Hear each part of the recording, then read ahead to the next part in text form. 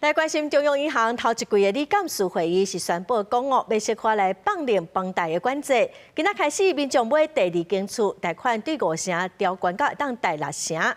專家嘛認為講，這會當淡薄仔來提升目前房市的交易量，嘛會當來消透想要換厝民眾資金的壓力。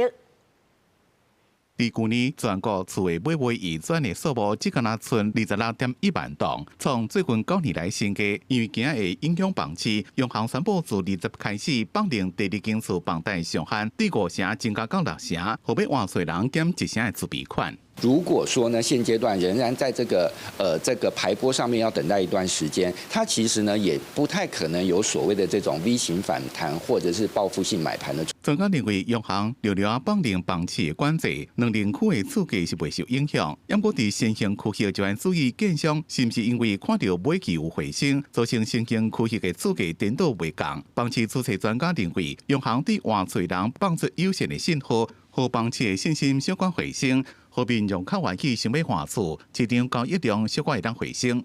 民眾的購屋的負擔等等，如果還沒有一個明顯的下滑或改善的時候，我們的確不認為有任何應該下修的理由。民間團體認為，央行的壓力是因為民眾對高房價不滿。因為傳統開發商如果因為信用管制，房市交易量急速而反彈，所以政府無應該下修房市信用管制。因為放零第二間厝房貸當時當有效果，專家講就要看520這個檔期。